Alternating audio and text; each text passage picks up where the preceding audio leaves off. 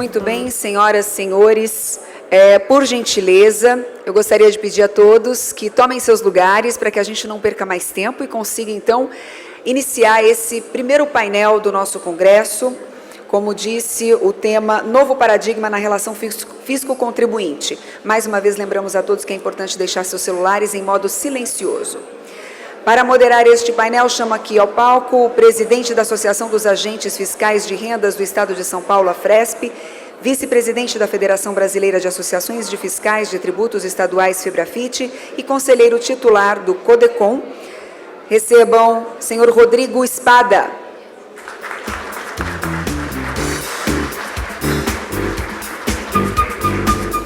E vamos receber também os debatedores. Elcio Ronda, diretor titular do Departamento Jurídico da Fiesp, Federação das Indústrias do Estado de São Paulo, do CIESP, Centro das Indústrias do Estado de São Paulo, e vice-presidente do CONJUR, Conselho Superior de Assuntos Jurídicos e Legislativos da Fiesp.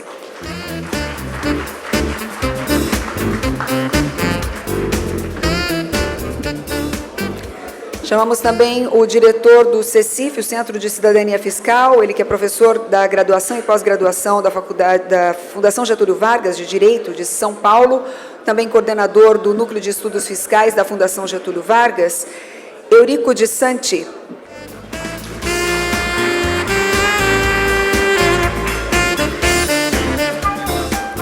Chamamos o advogado e engenheiro, que é presidente executivo da Brascom, a Associação Brasileira das Empresas de Tecnologia da Informação e Comunicação, Sérgio Paulo Galindo.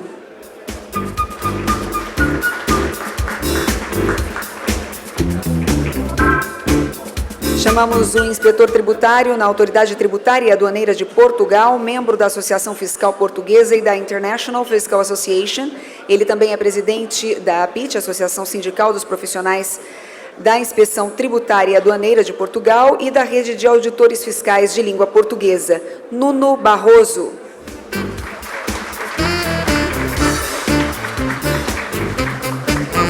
E chamamos também o superintendente da 8ª Região Fiscal, São Paulo, da Receita Federal do Brasil, ele que é graduado em Engenharia Elétrica e Direito pela Universidade Federal de Pernambuco, mestre e doutor em Direito pela mesma instituição, Giovanni Christian Nunes Campos. Lembramos mais uma vez que as perguntas podem ser feitas por escrito através dos formulários de pergunta que se encontram na pasta que os senhores receberam. Basta levantar a mão que as nossas recepcionistas irão até os senhores. Com a palavra, o moderador.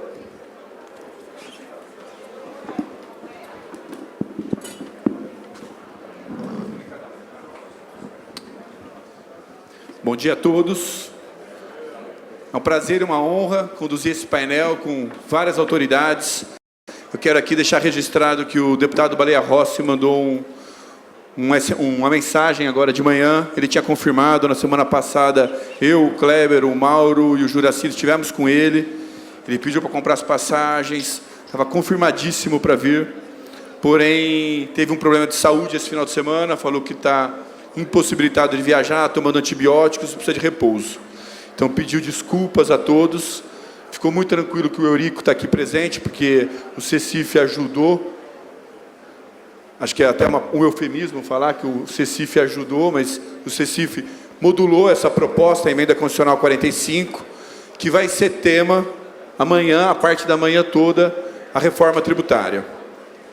Este painel, a ideia é a gente fazer um debate inaugural com algumas autoridades para falar do tema do Congresso, o novo paradigma na relação fisco-contribuinte. Como acho que muitos concordam comigo, essa relação não é uma relação simples. Como já foi dito hoje pelo Meireles, é uma relação impositiva, não é uma relação voluntária.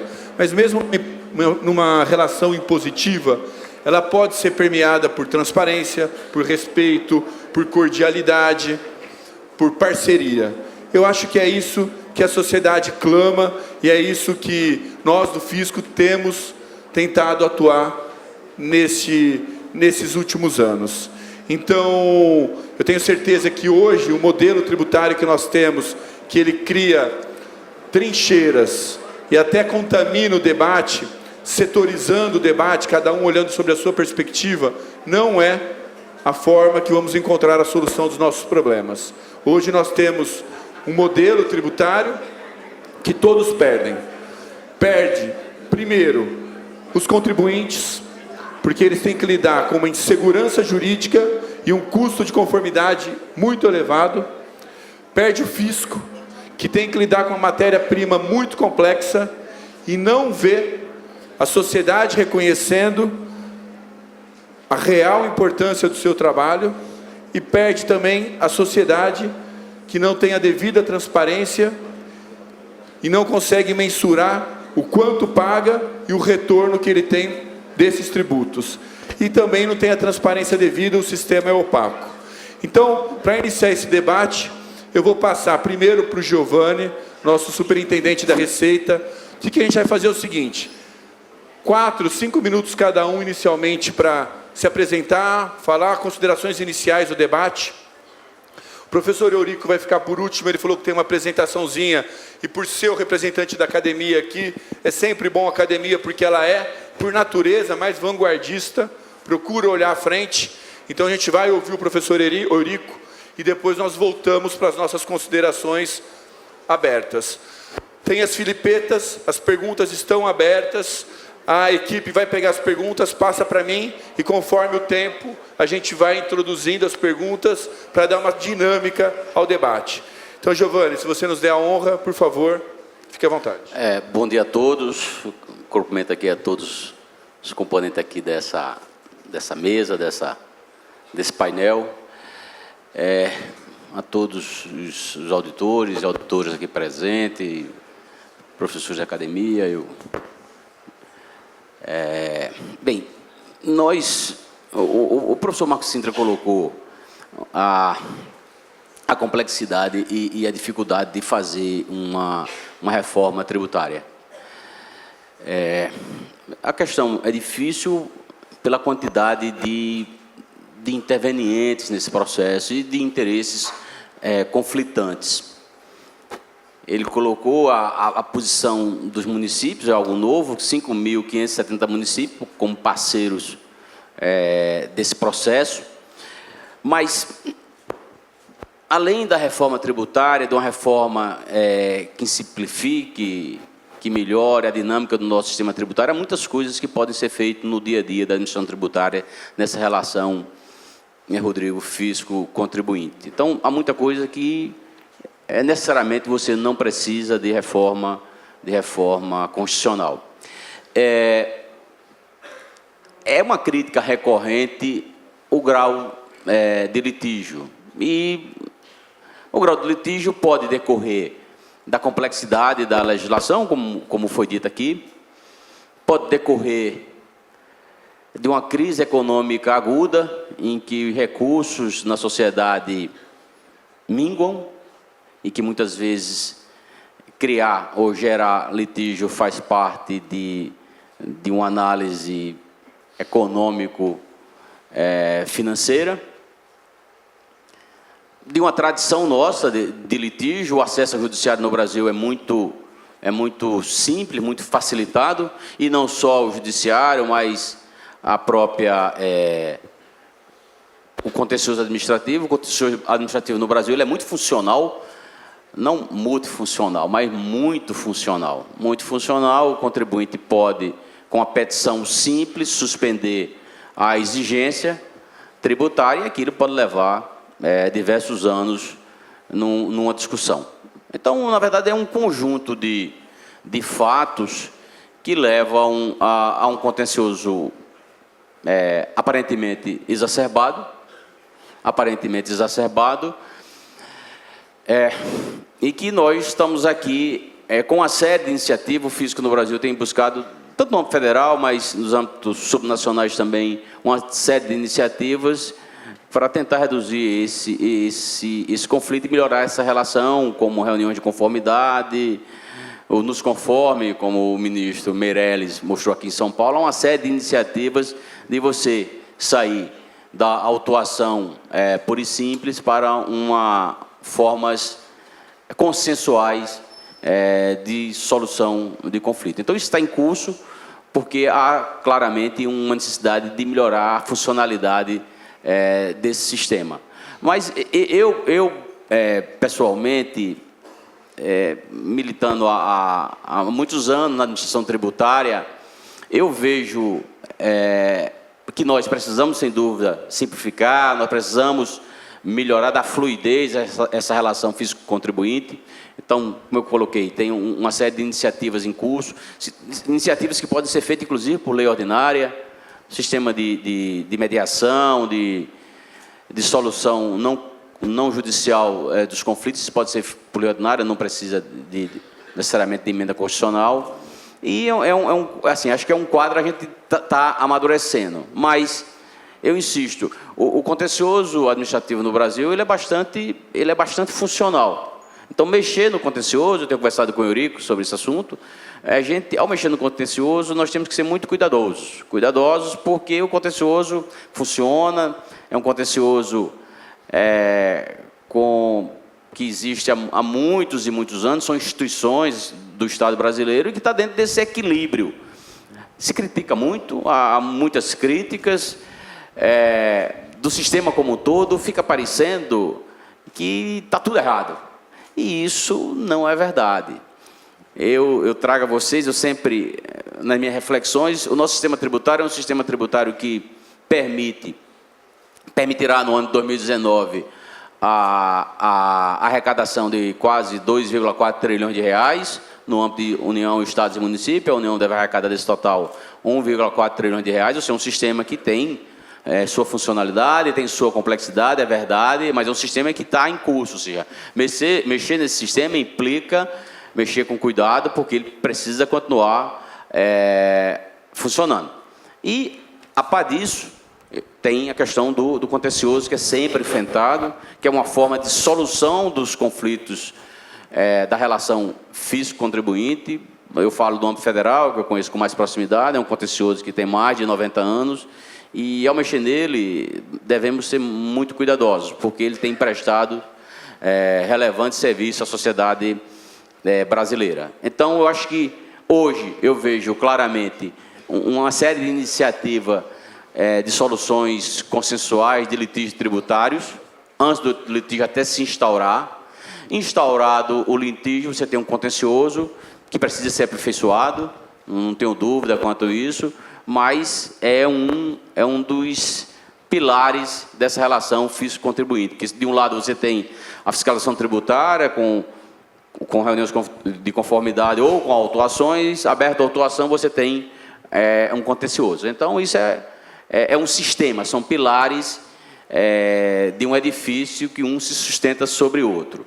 Eu, de fato, me preocupo com ideias de enfraquecimento do contencioso administrativo. Acho que isso não interessa ao Brasil. O contencioso administrativo está na Constituição Federal e o contencioso administrativo tributário é o mais importante dos contenciosos administrativos. Então, isso é um edifício que tem seus alicerces, a administração tributária e a fiscalização numa ponta, o contencioso na outra. Obviamente, o que a gente tem que trabalhar é para que esse contencioso diminua e essas iniciativas em curso aí, como eu falei, reunião de conformidade, essas questões nos conforme, outras iniciativas, realmente tem um ponto a ser desenvolvido. E isso sempre para buscar uma relação físico-contribuinte mais amena. A gente vê as comparações dos nossos litígios com outros países da OCDE, alguns números às vezes nos chamam atenção, mas a gente precisa estudar os números com cuidado, comparar realidades, verificar se as realidades são comparáveis. Então, é essa mensagem que eu deixo a todos aqui, uma plateia de auditores fiscais, de colegas de fiscalização, colegas do contencioso administrativo, esse equilíbrio desses dois pilares da administração tributária é relevante e faz parte da melhoria desse processo da relação físico-contribuinte. Muito boa fala, Giovanni. Eu quero aproveitar aqui, então, ele trouxe a questão do contencioso, da segurança jurídica. Então, eu quero aproveitar aqui a presença do vice-presidente, o diretor jurídico da Fiesp, para falar um pouco sobre essa questão do contencioso. Então, se quiser aprofundar, porque é uma questão importante e da segurança jurídica. E depois, em seguida, o Nuno Barroso, que está aqui, eu sei que lá em Portugal vocês adotam ferramentas como arbitragem, mediação e conflitos entre fisco e contribuinte. Queria também saber se é uma solução ou não. É mais um problema e você tem a experiência portuguesa, seria bom trazê-la. Então, por favor, Elcio. Bom dia a todos, bom dia a todas. Queria agradecer muito ao presidente Rodrigo pelo convite. Prazer muito grande estar aqui com vocês. Queria saudar o Dr. Giovanni, nosso superintendente da Receita Federal da nossa região, meu amigo professor Eurico, prazer estar aqui, o Sérgio, o professor Nuno, muito obrigado aí por estar participando de um painel tão seleto. Por coincidência, eu estava na Fiesp, nós estávamos num outro evento, junto com o ministro André Mendonça da AGU, o ministro Noronha, o presidente Noronha do STJ, Pereira Calças do TJ, e outras autoridades, discutindo uma MP que é da liberdade econômica. A MP da liberdade econômica, ela é uma medida provisória que trata exatamente de alguns temas de destravamento da regulação, da questão de deixar menos o Estado regulando e deixar mais a livre iniciativa, que eu acho que é um pouco do tema que a gente está discutindo hoje aqui, que é essa mudança de paradigma de fisco contribuinte.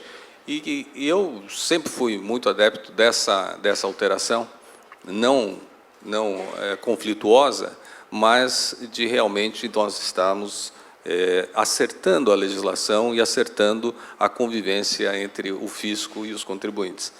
Infelizmente, a legislação brasileira ela é uma legislação punitiva.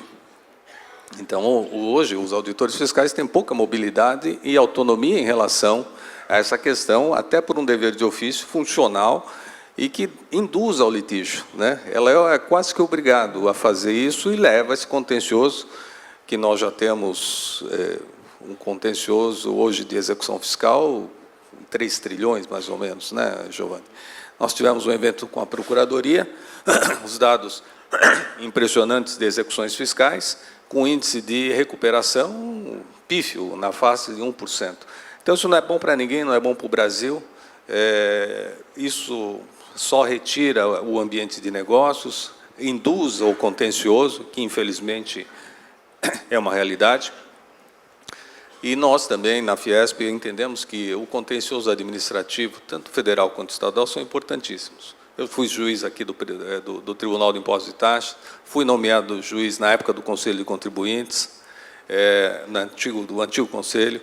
Então, a importância dos tribunais administrativos é que os tribunais administrativos, o contencioso administrativo é o mais qualificado para discutir essa legislação pesada e regulatória que nós temos hoje no Brasil, que é um dos pilares dessa discussão da trava econômica, né, que a medida provisória estava começando a discutir esse destravamento.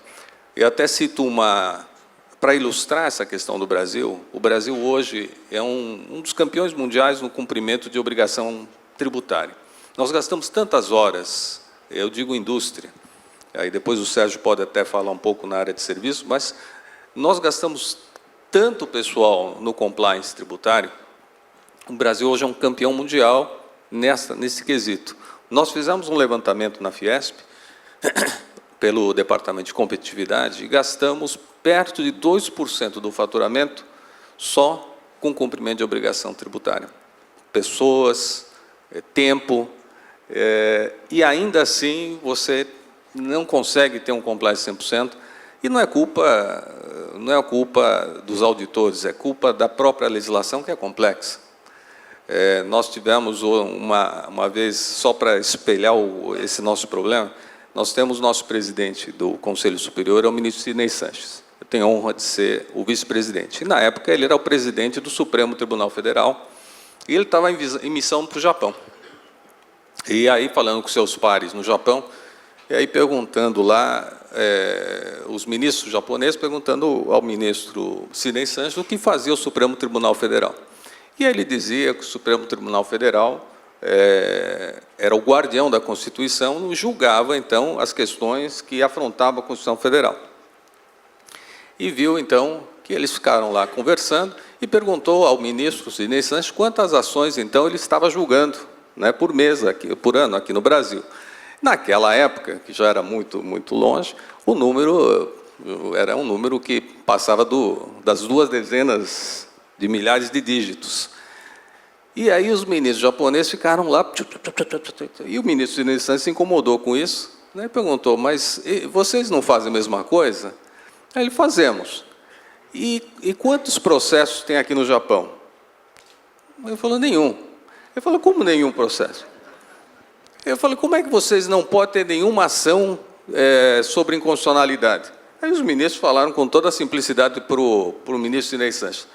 Nós fazemos uma lei bem feita, né?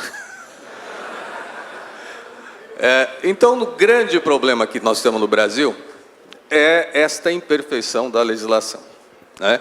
Infelizmente, a legislação ela é muito mal feita, né? E aí nós ficamos, o que leva nessa contenda do fisco contribuinte. Por isso que políticas nesse sentido, isso até estávamos comentando hoje nesse evento com o ministro André Mendonça, poucas vezes, e deveria ser mais salutar, as autoridades, ao emitir uma norma, deveriam abrir consultas com as instituições privadas, né, com as instituições industriais, comerciais de serviço, sobre a própria norma, antes de colocar a norma para ser publicada, para ser posta em prática. Evitaria já muito conflito, porque é muito difícil você prever todas as situações. E aí o burocrata, quando escreve a norma, não está acostumado com esta visão, não está acostumado com a questão do dia a dia. E vai gerar problema, vai gerar, portanto, o litígio que desanda, então, aí, Giovanni, nesse nosso contencioso, que infelizmente a gente é obrigado a ter que cumprir. Então, o primeiro ponto que eu acho que essa relação fisco-contribuinte tem que mudar é na própria formação da norma mesmo, né? E não na aplicação da norma, porque muitas vezes a norma já posta, é difícil você realmente você ter uma flexibilização da aplicação da norma, né? Então, a norma tem que ser melhor colocada antes. Por isso que programas como o de São Paulo, que é o Nos Conformes, pioneiro nesse sentido, e nós apoiamos desde o início, é muito importante, porque hoje você tem, com as normas punitivas, você tinha poucas normas que levavam ao bom contribuinte. Até você tinha situações que, às vezes, um contribuinte levava à formação de uma norma, um mau contribuinte, porque geralmente a legislação era para pegar aquela norma. Aí pegava e gerava uma obrigação acessória para todo mundo. Então, programas como de conformidade e que premiem um bom contribuinte é espetacular. Até dei uma sugestão para o ministro André, nós estávamos com o ministro Noronha, presidente do STJ, falando sobre a questão das garantias. Garantias que precisam ser dadas em contratos, em financiamentos, e eu comentei isso com o ministro André, né? Falei, nós temos um grande problema também sobre garantia tributária, porque os autos de infração acabam sendo tão grandes que acaba não tendo condições de você dar garantia, seguro e fiança bancária. Você pega um auto de R$1 bilhão, e vai para o judiciário, o custo disso, de 3% de seguro ou fiança, são 30 milhões por mês, por ano. A uma velocidade de 10 anos, são 300 milhões. Esses 300 milhões não revertem nem ao contribuinte e nem ao fisco. Ele só reverte ao banco ou à seguradora. Então, eles tendo um bom rating, sendo bom contribuinte, poderíamos pensar nessa flexibilização. Então, questões como essa, eu acho que são discussões muito positivas. A questão da consulta também. A questão da consulta hoje, infelizmente, não funciona. A pessoa só faz a consulta quando sabe a resposta. Então, para que serve a consulta? Então, hoje a consulta não serve como uma forma de evitar o litígio. Então, ela poderia ser melhor explorada. Então, eu queria parabenizar o Rodrigo por essa discussão, porque realmente a gente precisa mudar esse paradigma. Nós precisamos mudar essa questão de ver uma relação sempre conflituosa entre fisco e contribuinte. Isso não é culpa dos senhores, dos agentes fiscais, dos auditores fiscais, porque a legislação foi montada desta forma. A legislação é punitiva. A legislação, infelizmente, ela leva a esta situação. Então, nós temos que mudar esse ambiente para que tenha um ambiente um pouco mais livre, mais solto, nessa questão da flexibilização em termos do compliance, né? Nós precisamos melhorar esta relação. Isso é um custo Brasil muito, muito caro. Isso não é bom para ninguém. O índice que leva a essa judicialização pela má realização, pela má feitura da norma, pela norma comportar várias interpretações, leva a esse contencioso magnífico que nós temos e que, infelizmente, é um contencioso fictício, porque nós temos 1% de recuperação. É nada. E aí o bom contribuinte acaba pagando novamente. Então, nós acabamos pagando novamente porque a carga tributária, pela responsabilidade fiscal, ela tem que ser suprida. Então, outras fontes têm que ser criadas. Então, eu queria deixar deixar aberta a discussão, mas parabenizar de novo, Rodrigo, pela sua coordenação, pela colocação do tema nesse evento. Tá? Muito obrigado.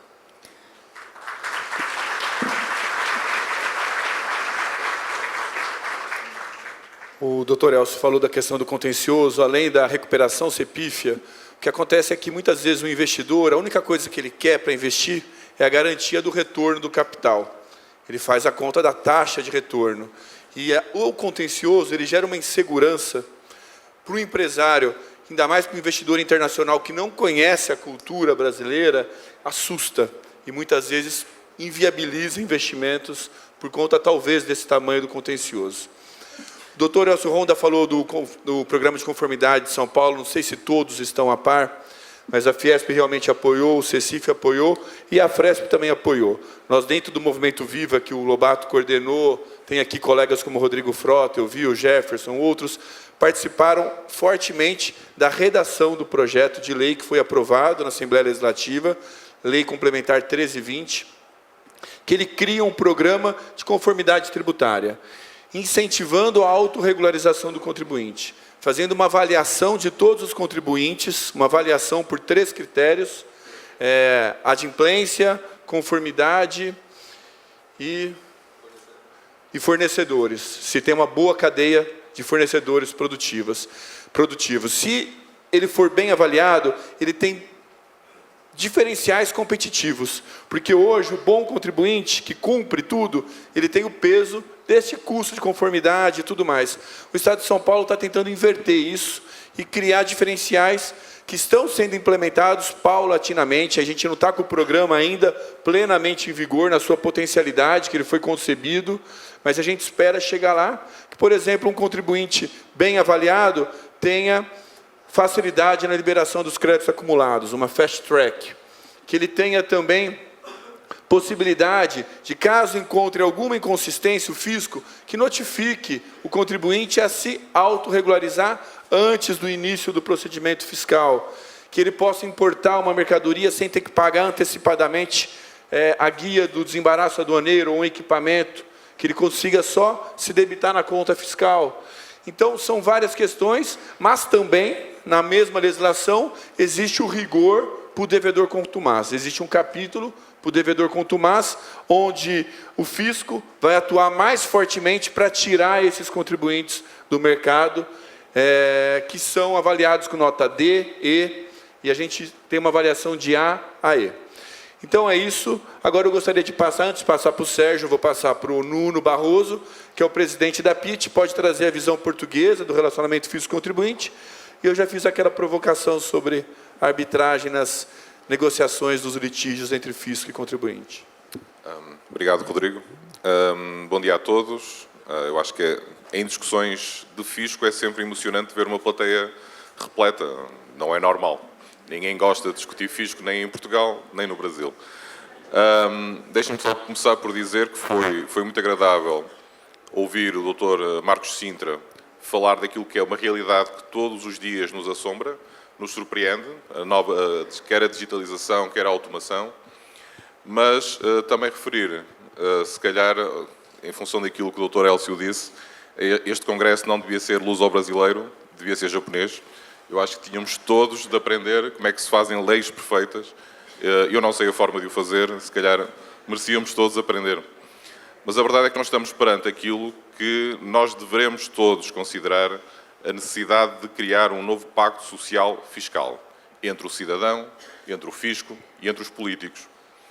Quando se fala da questão do contencioso administrativo, nós temos em Portugal a experiência da arbitragem administrativa e fiscal. A arbitragem administrativa leva já 10 anos, a questão fiscal começou a ser tratada nos últimos 6, 7 anos.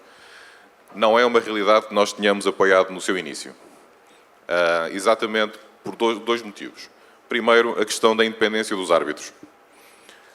Embora todos se reconheçam nos árbitros, na maior parte dos árbitros selecionados, qualidades não só no direito como juristas, mas também na sua experiência como tributaristas, na verdade, a maior parte deles trabalha junto de gabinetes de advocacia, são advogados de grandes multinacionais. E isso leva-nos a dúvidas sobre a verdadeira independência desses árbitros. Segundo problema, o fisco foi obrigado pelo poder político a admitir a arbitragem fiscal, de tal forma que não pode recorrer de decisões onde perca. Ou seja, aquelas decisões que são tomadas em arbitragem administrativa e fiscal terminam ali. Apenas se o fisco considerar que a decisão viola princípios constitucionais, é que poderá partir para a via judicial. Esse é um princípio que nós não podemos aceitar. Tem de haver recurso. O fisco, se considerar que existe uma má decisão, tem de ter possibilidade de recurso. A arbitragem fiscal em Portugal não tem um segundo patamar.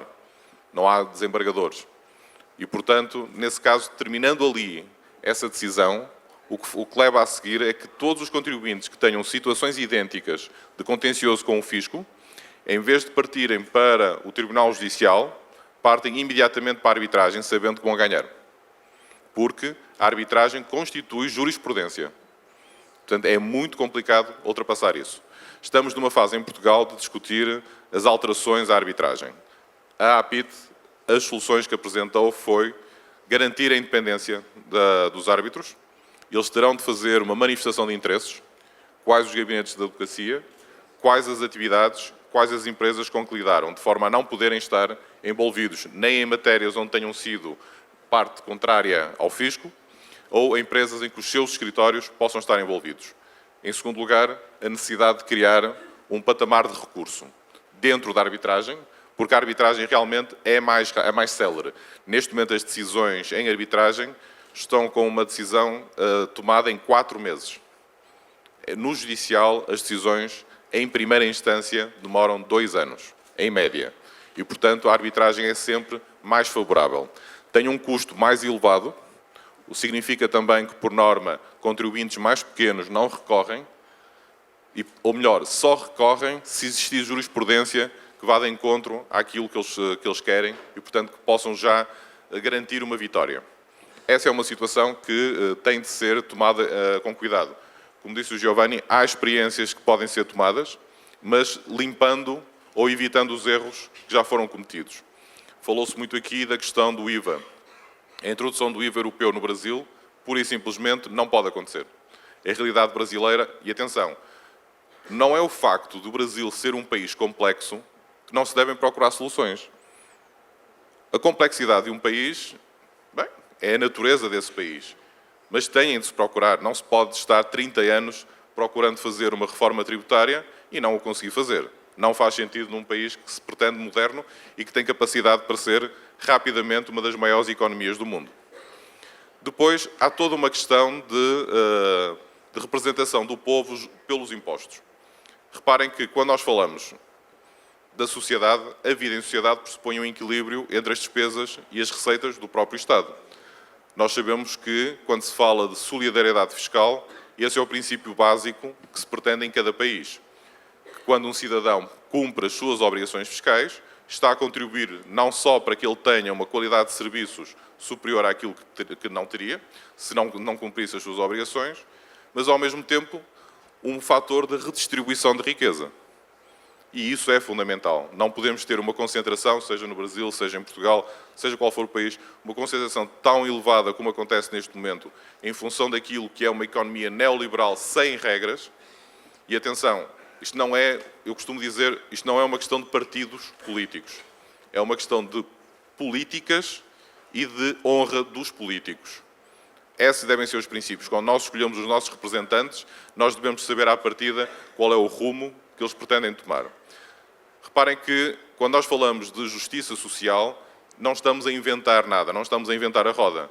A justiça social faz parte, inclusivamente, daquilo que foi a Magna Carta em 1200, do século XIII. Não é? No século XVII começou-se a falar do princípio de no taxation without representation, ou seja, os impostos só podem existir quando são decididos por representantes do povo. E esses representantes têm de seguir dois princípios básicos. Impostos são um imposto, muito bem, mas a verdade é que eles têm de cumprir uma função social. Resultado: educação, formação, informação, transparência. Eu julgo que em qualquer sistema moderno, a transparência irá trazer todos os cidadãos para junto do cumprimento voluntário, para o compliance, que agora é a palavra que está na moda.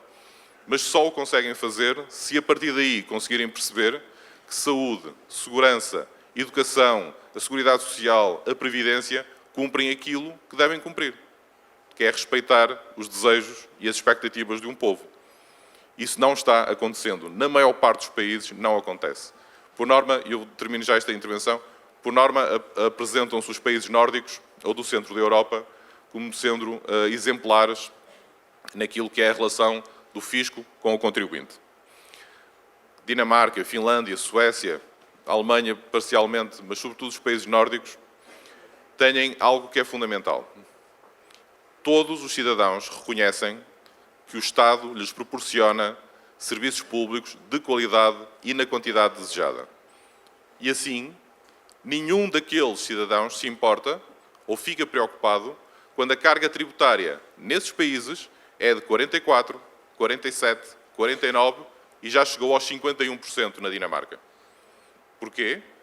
Porque de imediato sabem que eles, quando precisam de cuidados de saúde, ela existe e é gratuita. Quando os seus filhos precisam de educação de qualidade, ela existe e é gratuita.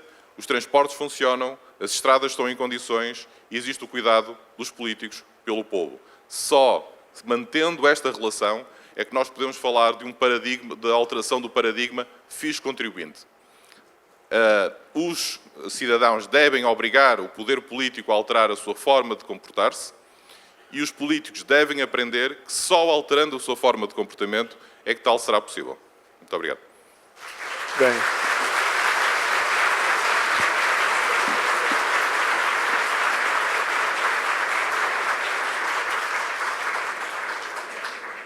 Eu vou inverter a programação e vou falar o seguinte. Queria agradecer aqui primeiro a presença do nosso deputado federal, Alexis Fontaine. Eu sei que é um tema caro para ele, essa questão da relação fisco-contribuinte. E eu queria falar o seguinte, o Eurico, surgiu um imprevisto para ele aqui. Ele pediu para inverter, Sérgio, então ele vai falar primeiro, e depois eu vou passar a palavra para você.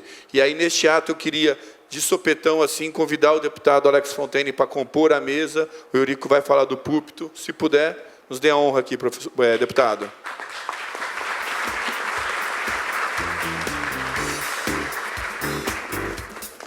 Eurico, então, o púlpito é seu. Aí depois eu passo para o Sérgio.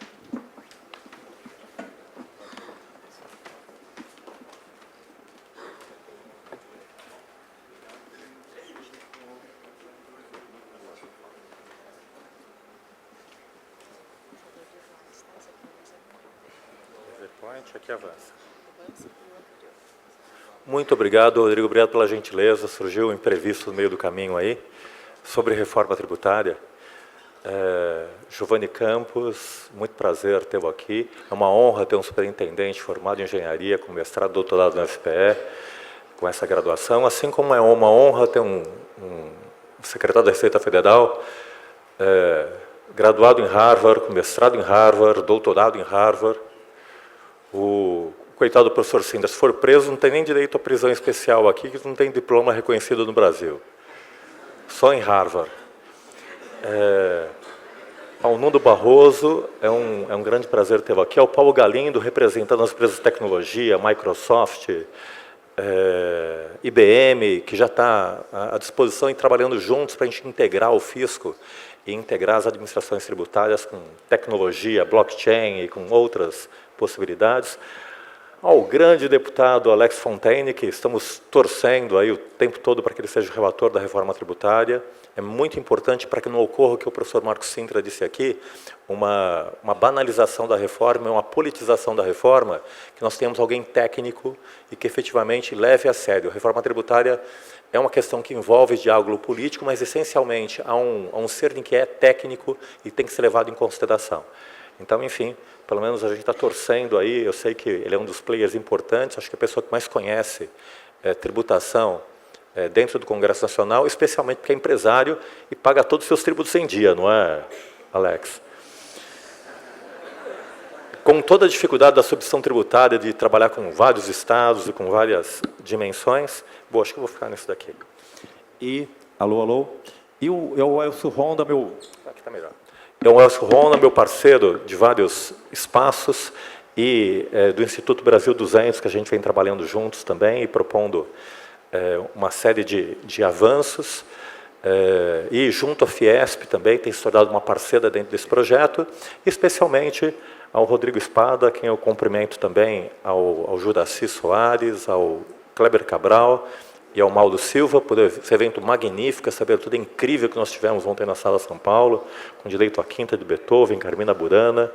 Parabéns, Rodrigo. Eu acho que esse evento é uma grande representação do que a gente quer trabalhar com essa nova perspectiva de um novo fisco, que é justamente os fiscos trabalhando juntos a favor do contribuinte e não contra o contribuinte, como tem sido o paradigma que a gente vem trabalhando até hoje. Eu vou adiantar, na verdade, aqui, um projeto que está pronto, um projeto de lei motivado, de lei complementar motivado com 10 artigos, que eu já mandei para o deputado Alex Fontaine, que participou de um seminário conosco na Parede da Feiticeira com o professor Tércio Sampaio Ferraz Júnior, junto com o Rodrigo Espada, junto com o Alfredo Maranca, junto com o Kleber Cabral, junto com o pessoal do Fisco Municipal, junto com o Hélio Freire, junto com o Cássio Vieira.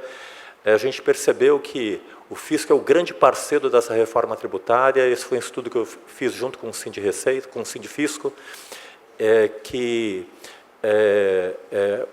o fundamental para valorizar o agente fiscal são 2 elementos: transparência, como disse o Nuno, das suas funções, ou seja, a sociedade conhecer e valorizar a atividade de altíssimo nível que vocês realizam, e vocês terem um instrumento adequado do trabalho, que é a fala do professor Marco Sintra, a fala do Giovanni também, a fala do Ronda, que é ter uma lei digna, ou seja, quando ninguém consegue interpretar a lei, quando ninguém consegue entender a lei, nem o fisco, nem o contribuinte, a gente trabalha numa zona cinzenta de legalidade e que se confunde a interpretação legítima e a constituição efetiva e legítima do ato de aplicação, dos quais vocês são autoridades privativas, que é o lançamento tributário, com um ato arbitrário, justamente porque a lei tem tantas possibilidades interpretativas e a lei para de ser a espada de corte da justiça, e quem define a justiça ou não são portarias, atos normativos, atos interpretativos, nem sempre em conformidade com a lei. O Rodrigo tem falado muito bem isso. A lei é o maior e mais importante instrumento de trabalho de vocês. O Lobato, que está na minha frente aqui, sempre repete isso. Não adianta ficar remendando o ICMS, a gente tem que fazer um ICMS digno, com uma lei clara e objetiva, que os contribuintes e o fisco possam entender, compreender e interpretar a mesma lei de uma forma clara. Vou passar aqui o primeiro, esse projeto que vai ser falado no último dia, eu vou antecipar um pouquinho aqui. Está aí o projeto LOAT, Lei Orgânica da Administração Tributária, sugestões, análise e críticas, é um projeto em andamento. Está aí um trecho da teoria U, que é uma teoria usada no MIT, que fundamentou esse trabalho com os alunos. Vai ser uma dinâmica diferente, que a gente vai trabalhar aqui com vocês na quarta-feira, graças à colaboração e à compreensão inovadora do Rodrigo nesse sentido. Mas tem 3 recados aí, que é mente aberta, coração aberto e vontade aberta. Então, esse não é um projeto que está acabado. A gente está aberto a sugestões, está aí a referência, vou deixar o e-mail aí, para vocês mandarem sugestões para otimizar esse projeto. Eu vou apresentar rapidamente aqui o projeto em suas linhas gerais. São 10 dispositivos. O primeiro, ele traz disposições preliminares, na verdade, é uma lei orgânica que pretende reorganizar a administração tributária, criando uma espécie de concepção de um fisco nacional, sem interferir nas carreiras específicas, ou seja, mantém essas carreiras federais, estaduais e municipais, cada município de cada estado, mas é uma espécie de grande lei regulamentadora da ordem entre fisco e contribuinte, e a ideia É muito curioso que a gente pesquisou se em outros países havia leis orgânicas de relacionamento entre fisco e contribuinte, se havia lei orgânica, se havia código do contribuinte. Não, não precisa, porque é a lei. Então, o que falta normalmente ao direito tributário é justamente lei. Falta direito. Tributação tem bastante, só falta direito e referência. Então, a ideia estratégica foi romper o corporativismo da ideia que traz LOAT, que remete à lei orgânica da magistratura, que remete à lei orgânica do Ministério Público, que são leis retrógradas e que visam justamente só a carreira, para justamente valorizar vocês através de um grande código que aproxime os interesses do fisco e o contribuinte. Que o que a sociedade quer, o que o contribuinte quer, é um fisco que aplique a legalidade, que dê clareza quando se deve ou não pagar tributo. Aí é a sociedade que quer proteger o fisco, garantir que vocês exerçam suas funções de forma livre, garantir que vocês tenham uma remuneração justa, garantir a vocês a inamovibilidade necessária para que vocês exerçam sua função sem correr risco de abrir mal no aeroporto, não que seja ruim abrir mal no aeroporto, mas, enfim, não como sanção decorrente do exercício de uma legítima função como vocês exercitam. Existem aí, depois, um segundo dispositivo que trata das diretrizes para a administração tributária, dando as grandes linhas da administração tributária e juntando vários diplomas. O artigo 37, que o fisco tem que ter um orçamento próprio para investir em tecnologia, para exercer suas funções. O artigo 167, que fala novamente dessas dotações orçamentárias. A LINDB, que é a Lei de Introdução às Normas de Direito Público, que dão garantia aos agentes públicos que, só no caso de dolo e casos específicos e erro grosseiro, eles possam ser punidos ou possam sofrer alguma sanção, dando proteção ao agente público. A LINDB também, que remete às questões fundamentais do ato administrativo. A Lei de Acesso à Informação, a Lei da Transparência, que determina a importância da transparência dos atos de vocês, até para reconhecimento da carreira, e junto com isso vem, é claro, a revogação do maldito artigo 198 do CTN, está na hora de acabar com esse dispositivo, com fundamento nele, já foi criado a lei da mordaça, etc. e tal, então acho que está na hora de reformar isso, e nada melhor do que esse instrumento dessa lei orgânica do fisco. Transparência e publicidade dos atos normativos, essa é a ideia, ou seja, você chegar em casa, o filho de vocês, pai, que auto de infração lindo que você lavrou, que decisão de primeira instância maravilhosa, que orgulho. Eu imagino o trabalho incrível que fazem as DRJs, que fazem tantas instâncias aí, que fica enterrado e que ninguém enxerga isso. Então, acho que é isso que vai dar valorização e vai dar diferença para a carreira de vocês. As pessoas efetivamente conhecerem o trabalho de vocês e a sociedade, quando conhecer a legalidade aplicada por vocês, não vai mais precisar contratar parecer meu, nem do Pinheiro Neto, nem de ninguém. Pergunta para o fisco, através das consultas fiscais, e o fisco vai dar a resposta. A legalidade é essa, e essa é a autoridade competente. Eu sou a autoridade competente para dizer a legalidade. Acho que essa é a grande função que vocês têm que exercer. Depois nós temos o item 4 aí, que é a atuação integrada das administrações tributárias, essa concepção de federalismo cooperativo, e o dever de compartilhar dados. Não tem sentido 5.670 administrações, cada uma com seus sistemas, sem compartilhar dados, cada estado, escondendo informação do outro, e uma união também que não compartilha dados, né? Várias caixas fechadas. Então está na hora de criar uma administração tributária integrada, com sistemas únicos, e essa é uma das propostas dessa, a gente chamou de ENCAT, que é Estatuto Nacional do Contribuinte e da Administração Tributária Cidadã. Está juntando os dois juntos como dois lados da mesma moeda.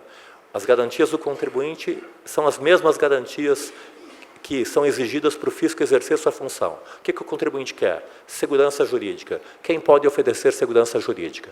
Vocês que interpretam a lei tributária e constituem o ato de avançamento tributário. Item 5, que é a aplicação básica da LINDB, dos artigos 23 até o artigo 30, que é a exigência de motivação dos atos administrativos, que às vezes é uma ficção. Eu fui juiz do TIT 3 anos, então a motivação do ato administrativo normalmente era deixou de pagar ICMS porque pagou ISS indevidamente. Multa de 150%, lá vai tudo isso. Enfim, está faltando motivação, não é? Por quê? o pagamento de ISS foi indevido e por que deixou de pagar ICMS indevidamente. Eu ficava perplexo com essa situação. Enfim, sem motivação eu não consigo conectar o auto de infração à lei, e isso cria um problema de legalidade, de compreensão da legalidade. Então tem essa regra agora que mudou a lei de introdução ao Código Civil, que é a lei das leis, então é isso que está se propondo. Essa concepção de federalismo cooperativo, uma vez que eu vou ter, olhando para o futuro, os fiscos integrados cada vez mais pelas novas tecnologias, um sistema que vai, através da PEC 45, citada pelo professor Marco Sintra, integrar ISS, ICMS, PIS, COFINS e IPI, que são os grandes tributos sobre o consumo, eu tenho que integrar as carreiras dos agentes fiscais municipais, estaduais e federais, de forma que trabalhem juntos, de forma coordenada. Acho que esse é o grande desafio dessa proposta. E, a partir de estudos de John Brathwaite, na Austrália, e do Board of Taxation, que é uma concepção de um órgão composto por agentes fiscais, representantes do fisco e representantes notáveis da sociedade contribuinte, a gente fez um órgão ligado ao Senado Federal, que representa toda a federação, para que exerça uma espécie de função consultiva não normativa, de forma que a sociedade possa participar do debate das políticas fiscais e do exercício dessas políticas fiscais pelo fisco, sem interferência normativa, apenas opinativa. Por fim, fazendo uma homenagem à ESAF, que absurdamente foi extinta, uma escola referência da nossa história, da nossa concepção, um prédio maravilhoso, desenhado na filosofia Waldorf, orgânica, a ideia de uma nova escola nacional da administração tributária. Não tem sentido eu ter, cada carreira ter uma formação específica. Há, sim, claro, especificidades dos tributos municipais, estaduais e federais, mas há muito em comum entre as três carreiras. Então, nós acreditamos, e a proposta é essa, que existe uma escola nacional em que, uma vez que ingressados do concurso de estados, auditores municipais, estaduais, federais, possam estar juntos nessa formação de 1 ano, 2 anos, entendendo a conexão entre as várias administrações, as complexidades, de forma a estar integrando as administrações tributárias e convergindo através da educação fiscal na formação de um federalismo cooperativo entre União, Estados e municípios. Então é fundamental que as pessoas se conheçam, que as pessoas se relacionem, que as pessoas tenham uma formação comum. E, por fim, a concepção de estímulo à conformidade, que é a fala a gente tem aprendido muito com... Acho que o modelo português tem sido uma referência, buscando a legalidade, a transparência dessas novas formas de resolução de conflitos, mediação, arbitragem, que foram propostas modernamente pela legislação portuguesa. Tenho conversado muito com... Aliás, está havendo uma grande influência portuguesa na formação da PEC 45, todos os modelos, tanto pelo professor Nuno Barroso, como pelo professor Vasco Guimarães, como pela professora Rita de la Féria, que vai estar aqui amanhã conosco. E nada disso é possível também, eu estou trabalhando em vários projetos, sem a mudança do paradigma do direito penal. Então não dá mais para ter esse direito penal que pagou, extingue a punibilidade. Então vou ter um trabalho específico para o próximo semestre na GV, de um projeto para mudar o direito penal tributário, para acabar com essa farra. Ou seja, dentro de uma concepção de um novo IBS, tal como proposto na PEC 45, deixou de pagar tributo, tem que furar o olho, tem que cortar a orelha, enfim, tem que ir para a cadeia. Então, é injustificável ter esse tipo de modelo em que vocês fazem uma fiscalização que demora anos, lavram o auto de infração, e depois vem anistia, vem isso, e se o cara perdeu em tudo, pagou, é uma espécie de corrupção sistêmica que acaba comprometendo o próprio funcionamento e a própria estrutura e a honradez da instituição. Né? É ridículo esse tipo de situação, assim como tem que acabar, e a gente está colocando aqui, vou receber palmas de novo, mas acabar com os parcelamentos. Né? Então não tem mais sentido PIS, COFINS, então acabou com o parcelamento, lavrou a auto-infração, paga, mas para isso é fundamental que tenha uma lei clara e objetiva.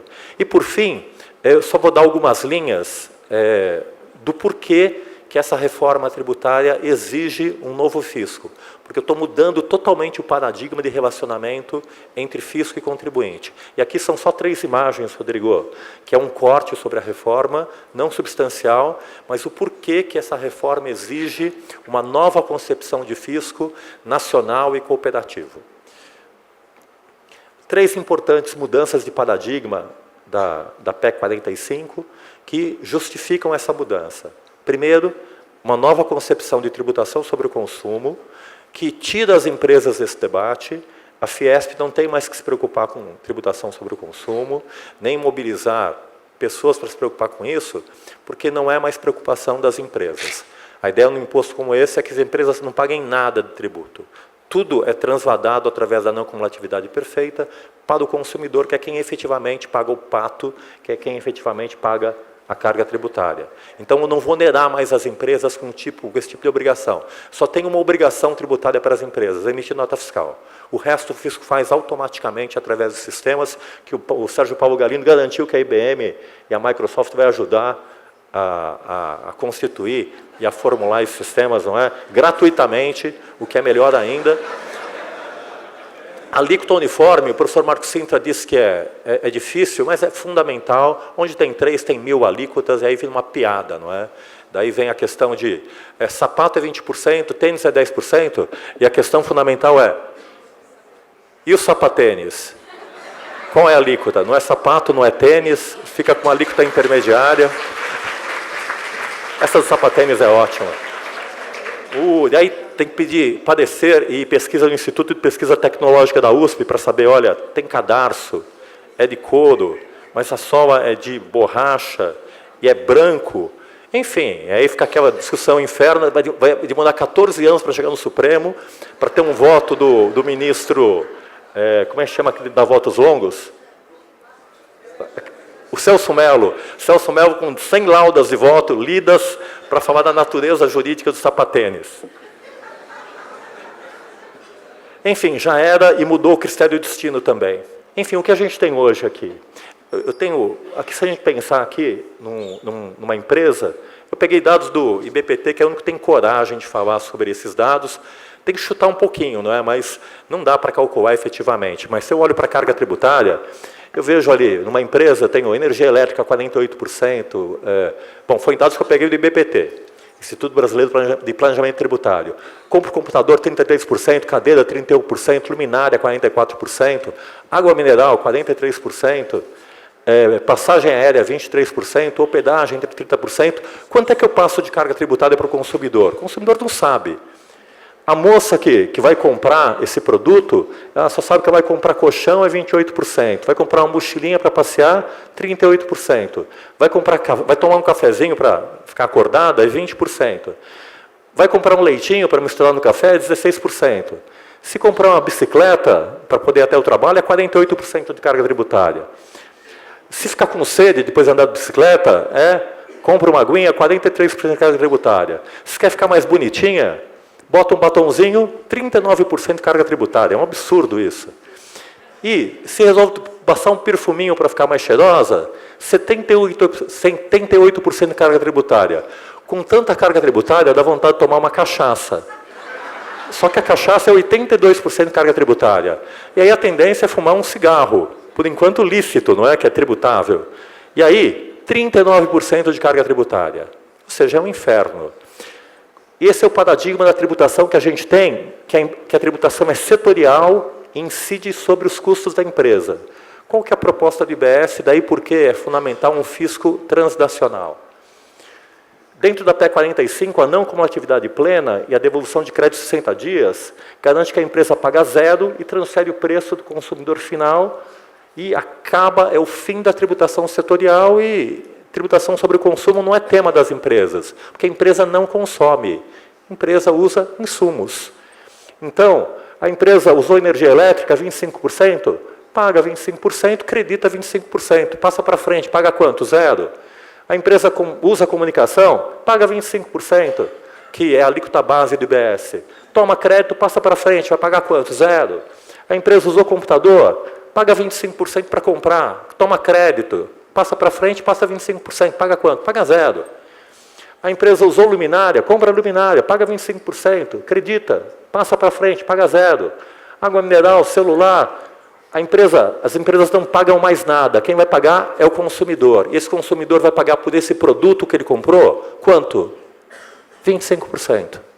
E vai pagar pelo colchão, 25%, pela mochilinha, 25%, pelo café, 25%, pelo leite, 25%, pela bicicleta, 25%, pela água, 25%, pelo batom, 25%, pelo perfume, 25%, pela cachaça, 25% mais o seletivo.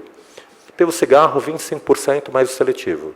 Então é uma mudança completa de paradigma em que as empresas não têm mais carga tributária. Então, as empresas agora são parceiras do fisco. Então, elas têm o dever, efetivamente, de colaborar com o fisco. A empresa que deixa de pagar tem 25% de vantagem sobre as outras. Então, todas as empresas vão apoiar vocês na fiscalização. E, ao mesmo tempo, elas não têm carga tributária nenhuma. E, ao mesmo tempo, elas só têm uma obrigação acessória, que é emitir nota fiscal. É o sonho de todas as empresas, daí por que a convergência dessas empresas, daí por que Paulo Galindo vai falar na sequência a importância de um modelo como esse e como a gente está conseguindo apoio empresarial, especialmente dos fiscos. E, por fim, critério destino. São Paulo vendeu para a Bahia, vai os playboy passar o Réveillon em Trancoso. Então, tudo que, como a gente aumenta as bases de cálculo, o município vai tributar mercadorias e serviços, os estados também, tudo vai para o destino. Então, vai ter a festa de 20 anos do Taípe em Trancoso agora, vai cerveja de São Paulo para Trancoso, para Bahia, todo o dinheiro desse imposto vai para Trancoso e vai para Bahia. Se, em vez disso, eu passo para um centro de distribuição em Goiás e depois vai para Bahia, o crédito passa e, como diz o José Roberto Rosa, aonde a vaca vai, o boi vai atrás. Aonde o crédito vai, aonde a mercadoria e o serviço vai, o crédito vai atrás. O crédito segue, para onde vai o dinheiro? Vai para a Bahia, vai para Trancoso. E se passar por Tocantins, eu dou outra triangulada, vai para onde?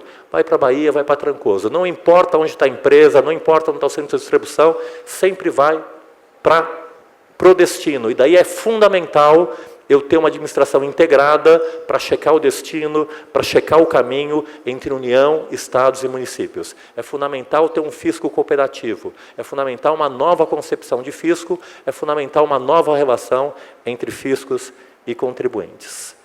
Por fim, só para concluir, esse é o clube do IBS, é uma imagem do Vasco Guimarães.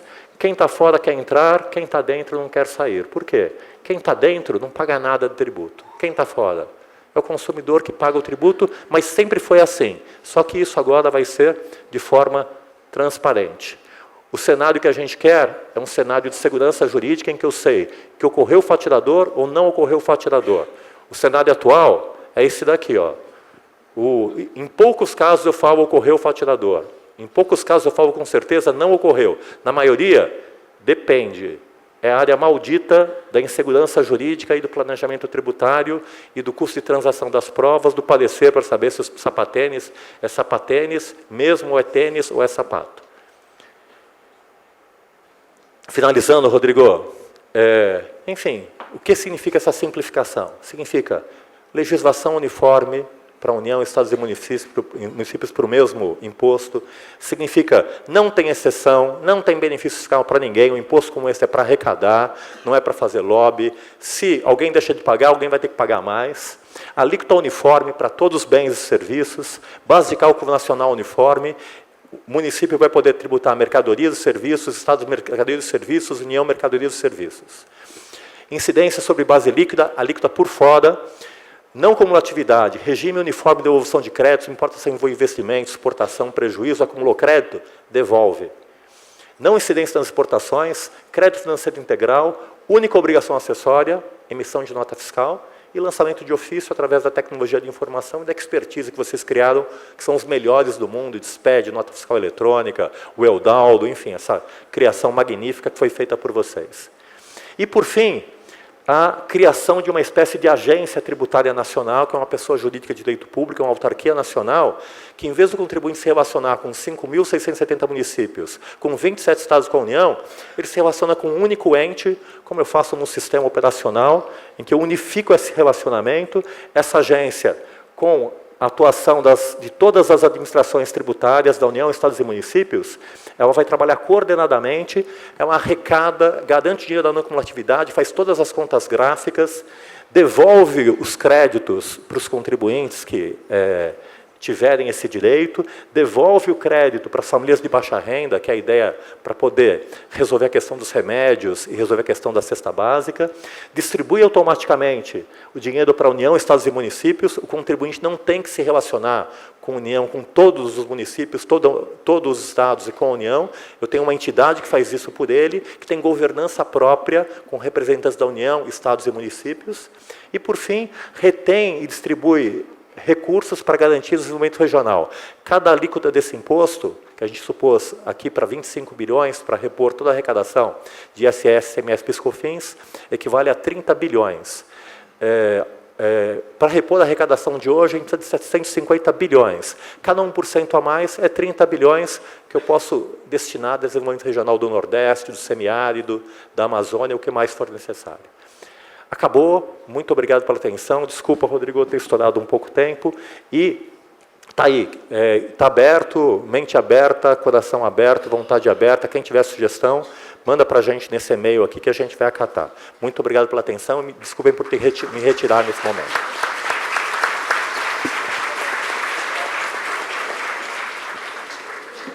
Eurico fez a apresentação, a gente vai ficar... Isso, obrigado. Eurico, a gente vai continuar o painel aqui, fique à vontade. Você falou da importância dessa questão da simplificação.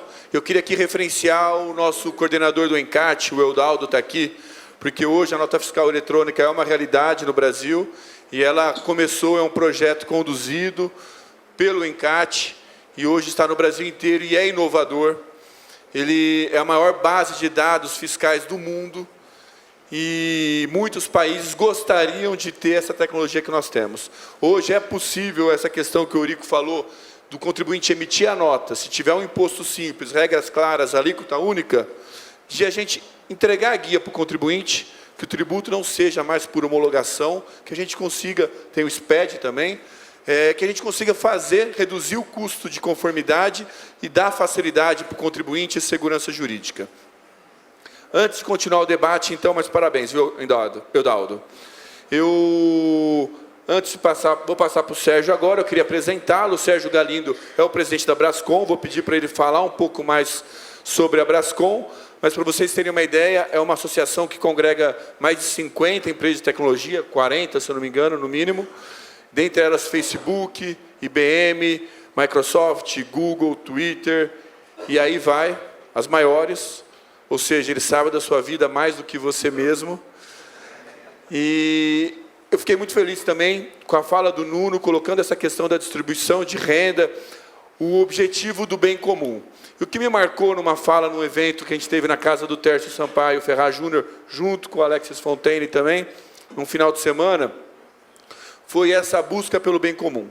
Porque o Eurico falou de criar um IVA, um Imposto sobre um Consumo, um IBS, alíquota uniforme. E nós sabemos que o setor de serviços, nesta perspectiva da tributação sobre o consumo, ele é subtributado se comparar, por exemplo, com a indústria. E vocês têm uma reclamação que é a folha, porque vocês trabalham com uma mão de obra intensiva e a folha ela é pesada. Mas lá no seminário da feiticeira você disse, e eu lembro bem, que o setor de serviços está disposto, pelo menos o setor que você representa, a pagar uma alíquota maior, chegar nos 25%, sair dos 5% e chegar no 25%, se for para o bem do Brasil, se for para alavancar a economia e fazer o Brasil crescer, porque vocês são um setor que cresce, e com o Brasil crescendo, vai crescer ainda mais. Então, eu queria te provocar nessa fala aí na frente de 400 auditores fiscais. Tá bom, obrigado, Rodrigo, pelo convite, muito honroso. Queria também saudar aqui o nosso visitante Nuno Barroso, em nome dele saúdo a todos que estão nessa plateia altamente qualificada. E antes de falar um pouco sobre a Brascom, Rodrigo, eu acho que eu vou precisar de uma vaga como auditor fiscal depois da promessa que o nosso professor fez, viu? Que vai dar tudo de graça, eu não tenho procuração para isso, então talvez eu precise de emprego.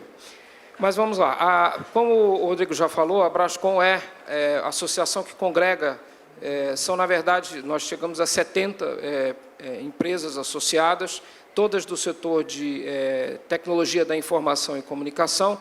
A gente entende esse setor como sendo constituído de 3 partes. A gente chama, na verdade, isso de um macrosetor. Um é o das operadoras de telecomunicações, outro que é o grupo de empresas que trabalham fornecendo bens ou prestando serviço ou licenciando software, que é o que a gente chama do setor de TIC propriamente dito, e também da produção que é feita in-house, nos grandes bancos e em outras empresas que têm seus grandes departamentos de informática.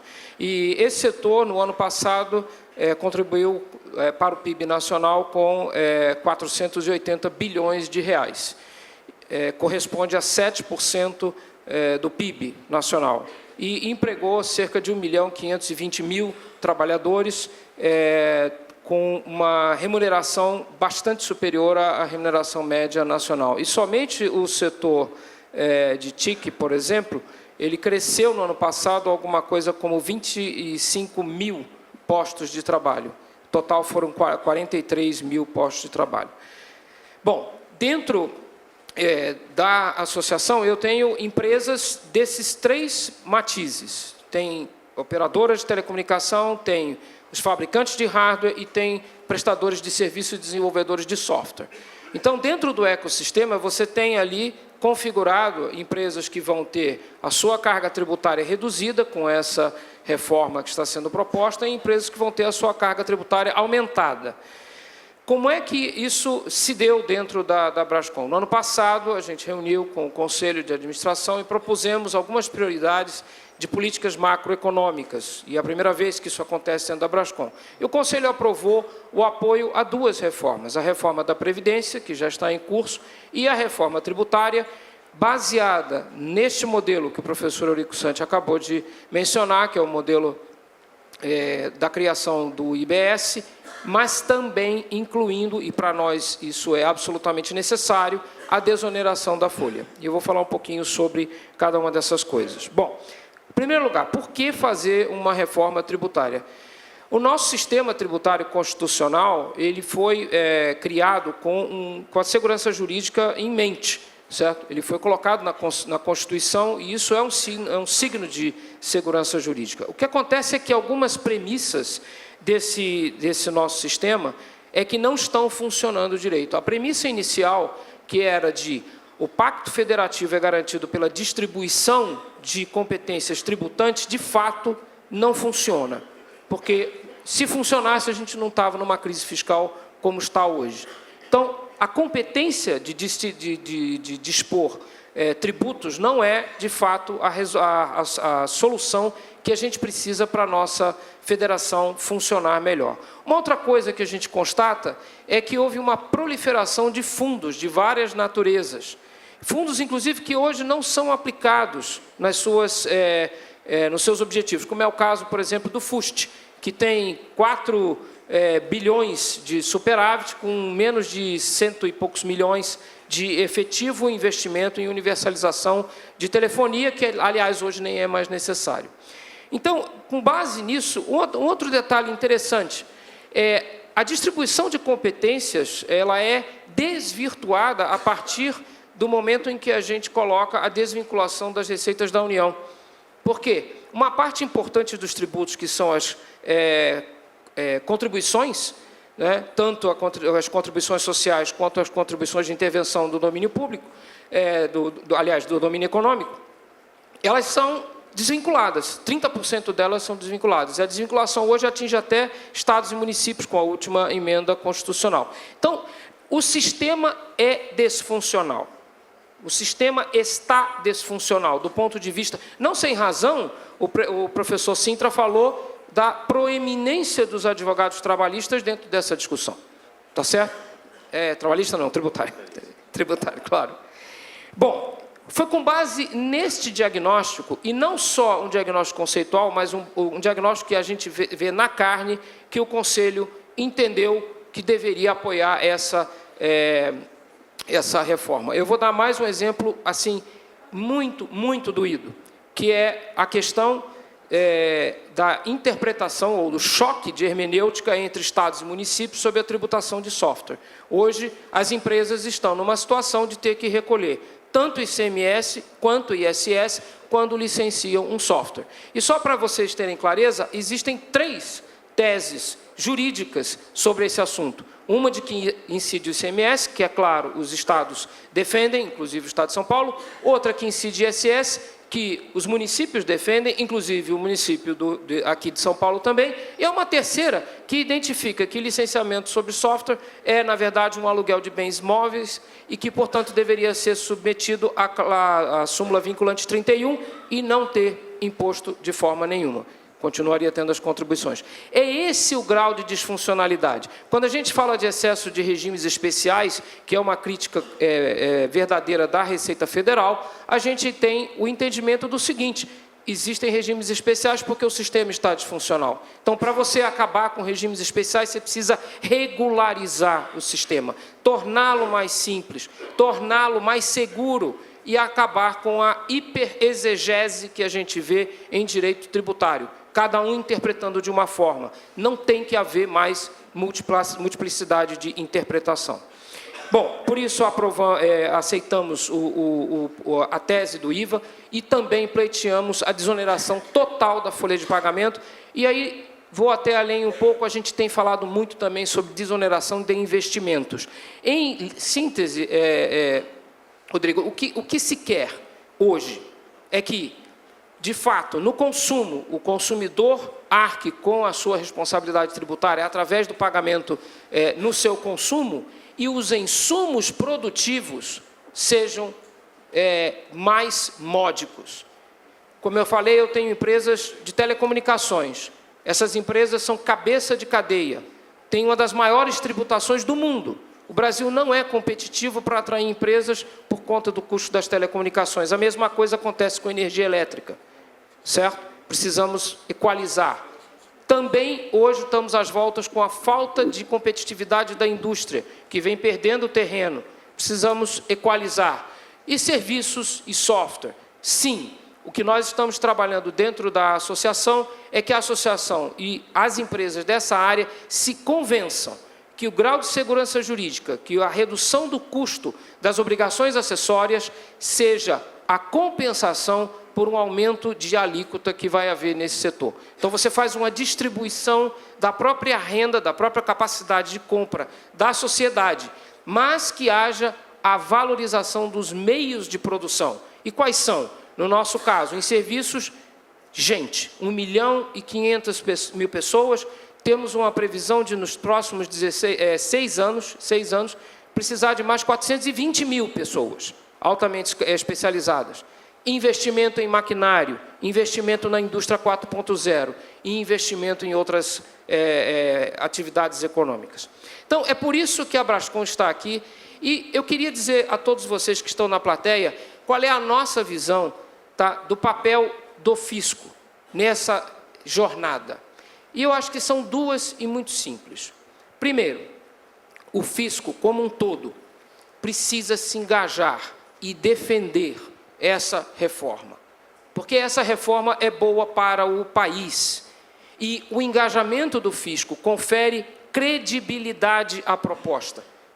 Uma coisa são associações empresariais falando sobre uma certa reforma.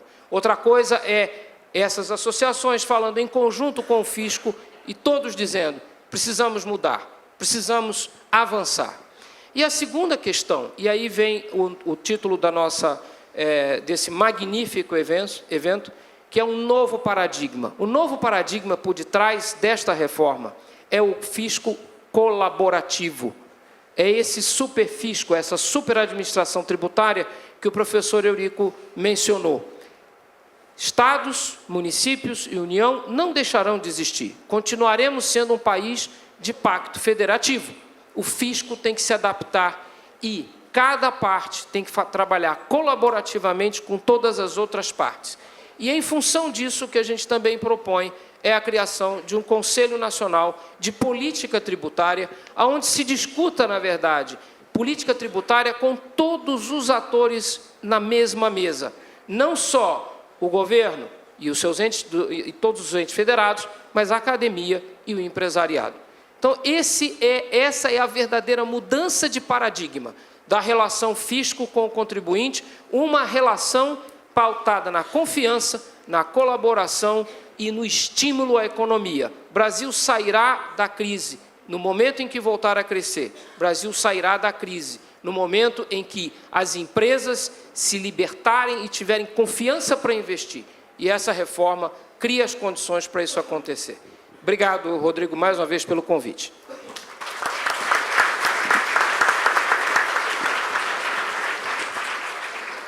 Vou passar para o deputado Alex Fontaine, mas eu queria comentar que realmente, como o Sérgio falou, me parece que nós estamos com uma crise que é muito mais profunda, que também é uma crise de confiança. É uma crise onde os atores não sentam na mesma mesa para conversar, a gente tem raros pontos de convergência, ou pelo menos de conexão, se não de convergência, mas de conexão, de um diálogo respeitoso, e é isso que a gente está procurando provocar, e nos orgulha muito a presença de todos vocês aqui. Então, deputado Alex Fontaine, prazer tê-lo aqui. Você vai estar no painel da tarde, quando vai falar de desorganização da economia e da tributação. O deputado é o primeiro mandato dele, realmente é um exemplo para a gente, conheço ele, e ele fala por si só. Fique à vontade.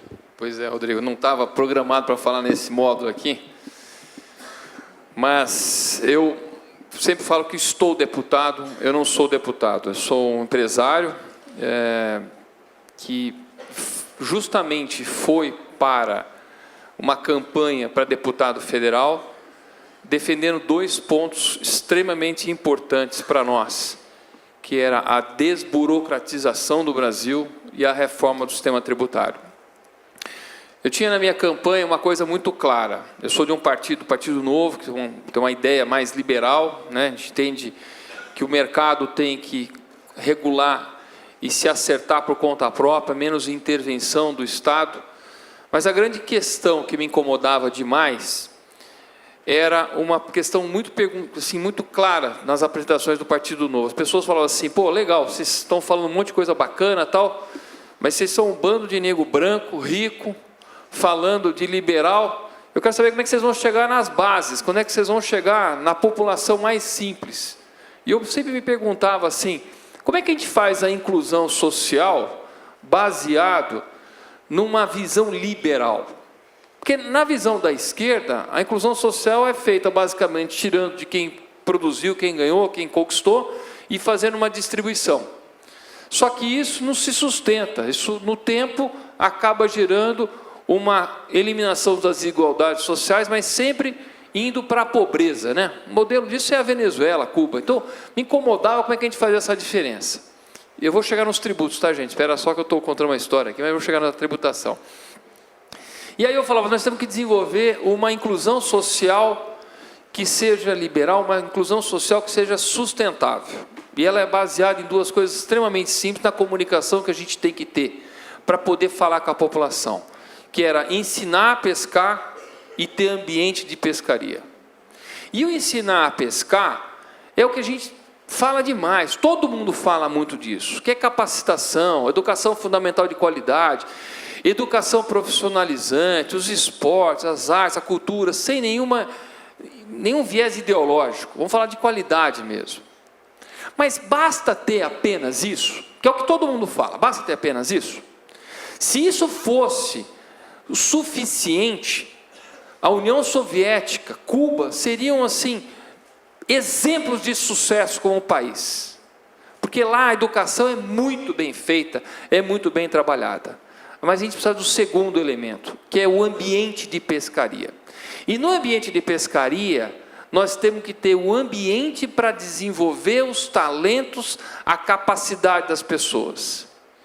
E é nesse ponto que baseava muito a questão da reforma tributária.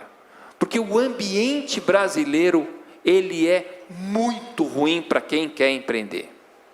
O Eurico falou bem, eu vou falar bastante de tarde sobre isso, por isso que eu não quero nem dar um spoiler aqui da minha apresentação na parte da tarde, mas o que nós precisamos criar no Brasil é um ambiente onde o sistema tributário seja absolutamente simples, evidente, claro, transparente, com regras que não geram dúvida para quem quer empreender. Ele não pode ser um peso, ele não pode agregar custo, ele tem que, ao contrário, agregar valor aos negócios, porque nós estamos competindo com o mundo, nós não estamos competindo apenas internamente. A burocracia é outra pegada que também é insuportável no Brasil. Vamos falar de e-social, de bloco K, vamos falar sobre essa questão dos programas, das NRs. Nossa, as NRs é um absurdo. Máquina que funciona no mundo inteiro. Você traz uma máquina da Suíça, chega aqui no Brasil, ela não pode funcionar porque ela é perigosa. Aí tem que tirar todo o sistema elétrico, todo o sistema de proteção, automação, e fazer uma norma no estilo 3 pinos de tomada brasileira. Não, nós somos os grandes criadores de jabuticabas aqui. Temos que parar com isso. Temos que estar integrado no mundo. O sistema tributário brasileiro também tem que estar integrado, tem que estar na mesma frequência que o mundo. Então, por favor, não vamos criar jabuticabas, não vamos criar um sistema tributário daquele criativo, que acaba parecendo uma solução fantástica, o canto da sereia, mas que não está em frequência com nenhum outro país do mundo e que vai criar outras distorções. Nós temos que ter essa humildade. E eu estou muito feliz de estar participando, sou um deputado muito voltado nessa questão do tributário, por causa dessa questão do ambiente. Estou super feliz de estar conversando com o meio dos auditores fiscais, e vou falar sinceramente, eu como empresário, morria de medo de vocês, aí, os 400 auditores aqui, morria de medo de vocês. Mas depois eu fui lá na Praia da Feiticeira, com o Tércio lá, e a gente se conhece. Gente, a gente só tem gente boa, não é possível que o sistema tributário gere conflito entre pessoas boas. Eu fico louco com isso. Não pode gerar conflito. Nós temos que estar sempre todos do mesmo lado. O empresário tem que olhar no auditor como um cara que vai ajudar a ele ter sucesso. Feliz da vida que está encontrando o auditor. E não morrendo de medo de ter recebido uma cartinha com aquele brasão enorme assim da Receita Federal e tal, E aí tem que ir lá com medo. Vamos acabar com esses medos. Mas o medo não é criado pela personalidade ruim ou malvada de um auditor fiscal, muito pelo contrário, é pela base legal, jurídica, como o Eurico muito fala, que tem uma zona cinzenta, que tem uma interpretação confusa, que tem N possibilidades, gerando os biombos da sonegação, Você fala muito bem isso, Rodrigo. Quando tem com a confusão, o esperto, o malandro, aquele que trabalha com essa confusão, com esse caos, se aproveita disso, ganhando até uma vantagem competitiva em relação de quem é sério. E tudo que o empresário sério quer é que o sonegador se dê muito mal, porque ele atrapalha o bom negócio, ele atrapalha os negócios. Portanto, a gente quer que dê muito certo essa reforma. Mas paro por aqui para não me empolgar demais, porque senão à tarde não tenho o que falar. Obrigado, gente.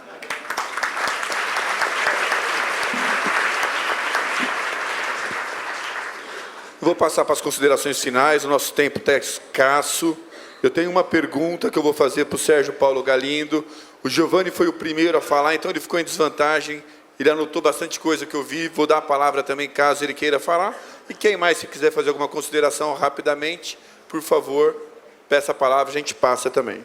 O colega Bruno, lá do Piauí, Bruno Carvalho de Paula, pergunta para o Sérgio, que falou daquela questão da troca, da tributação sobre o consumo, sobre a desoneração. Ele pergunta de um outro trade-off, que é, considerando o déficit fiscal e a necessidade de reduzir o imposto sobre o consumo, a Brascom apoia o aumento da tributação sobre renda, patrimônio, lucro, na mesma medida da redução da tributação sobre o consumo? É uma ótima pergunta, essa questão tem vindo à tona. Eu não vou poder falar em nome da Brascom aqui, porque claramente a gente não discutiu sobre esse assunto. Agora, há uma tendência internacional, principalmente em relação à redução do imposto de renda para as empresas, que foi deflagrada muito pelo presidente dos Estados Unidos. mas eu tenho que ser honesto, essa não é uma bandeira que a gente tem.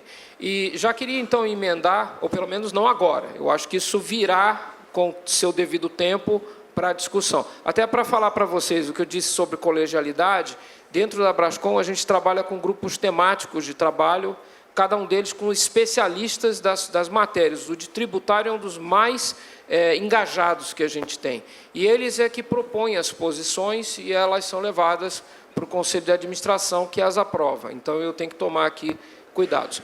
Queria fazer uma consideração final, duas, aliás. Uma é, o professor Eurico falou sobre a questão da tecnologia. O setor de tecnologia no Brasil é bastante avançado. A gente tem vocações naturais muito fortes aqui, e as experiências que vocês mesmos têm com nota fiscal eletrônica já são um indicador.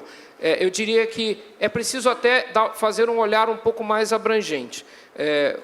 A implementação de uma nota fiscal única dentro desta reforma tributária é fundamental para a confiança de todos os entes federados de que a arrecadação pode ser distribuída na boca do caixa.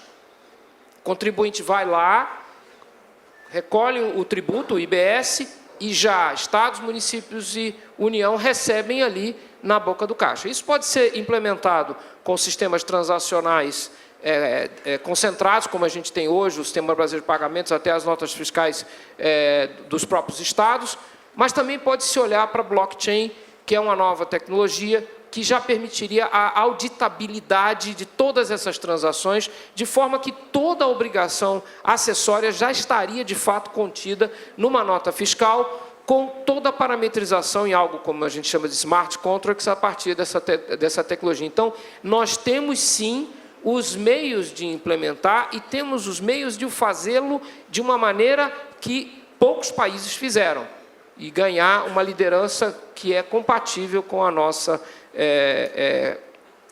especialidade. E eu vou encerrar aqui só falando uma coisa que aí não é da Brascom, é uma opinião pessoal minha, só para não deixar passar, algo que eu também falei lá no nosso seminário da feiticeira. A minha próxima batalha dentro da Brascom é convencer a Brascom a apoiar uma reforma administrativa. Nós precisamos que o Estado brasileiro adote também a colegialidade na responsabilização das ações. Os órgãos têm que ser responsáveis pelas ações tomadas. As ações precisam ser tomadas sobre um colegiado, como se faz em toda empresa privada, e o funcionário público deve gozar da proteção do órgão para as suas atitudes. Não podemos mais continuar responsabilizando gente honesta no CPF, inclusive com o custo da própria defesa. Os órgãos têm que se comportar como empresas, como órgãos de verdade, assumindo suas responsabilidades e, claro, depois fazendo a diligência e punindo se houve culpa, se houve negligência, se houve dolo. Mas essa é uma reforma importante, porque o que a gente quer é confiança, e é que confiar, como o nosso ilustre deputado falou, confiar que estamos aqui diante de uma plateia de gente confiável, gente do bem, como os empresários também são confiáveis e do bem, e todos queremos o melhor para esse país. Obrigado. Então, para encerrar as considerações finais, eu vou passar para o Giovanni, que foi o primeiro a falar, peguei no susto, talvez ele queira fazer alguma consideração. Rapidinho, Rodrigo. De fato, fui pego no susto e fiquei muito feliz com as considerações com os colegas aqui que me sucederam. Eu só queria trazer dois pequenos pontos de tudo que foi falado, acho que relevante. Primeiro, o deputado Alex Fontaine falou uma coisa acho, muito relevante: o sistema tributário brasileiro tem que estar em sintonia com o sistema tributário do mundo. Eu só lembro o seguinte: o sistema tributário no mundo divergem. Você vai nos Estados Unidos, um sistema montado sobre tributação sobre a renda. Você vai para a Europa, nem tributação sobre a renda, mas tem uma tributação sobre consumo forte. O que mostra que, na verdade, nós não temos um paradigma que você possa olhar e dizer, é esse. A gente tem que buscar também, com essas experiências internacionais, essa questão da arbitragem que o professor Nuno colocou aqui, os problemas que ela traz e as vantagens. Então, nós temos que trilhar também nossos caminhos, porque não há um paradigma único no mundo que a gente possa se espelhar. E um outro aspecto que eu achei fundamental na fala do professor Eurico, que interessa a todos nós que estamos aqui, o fisco, Rodrigo, tem que agir colaborativamente nos 3 níveis, União, Estados e municípios. Não podemos operar separado, como 3 autarquias fechadas em si mesmadas, em si mesmo. O artigo 198 do CTN precisa de uma revisão, porque a sociedade exige informação, uma sociedade com transparência. Então, nossa revisão, nossa ideia de sigilo precisa ser alterada. E o fisco tem que realmente, os 3 níveis, que tem que funcionar de forma integrada, porque é uma parte relevante, importante para o funcionamento do Estado e de uma sociedade funcional. São esses 2 pontos que eu queria enfatizar. Muito bem. O 198 é o do sigilo fiscal lá do CTN, não é isso? Pessoal, então, à tarde, às 2 da tarde, nós retornaremos. A palestra do Garcês, para mim, eu já ouvi a palestra dele, é um dos melhores palestrantes que tem. Certamente as melhores palestras que eu já ouvi. Então, por favor, retornem e a gente vai seguir a programação. Quero agradecer os palestrantes e passo para a mestra de cerimônias. Muito bem, então todo o nosso reconhecimento aos participantes deste painel, uma salva de palmas. Nosso painel inaugural.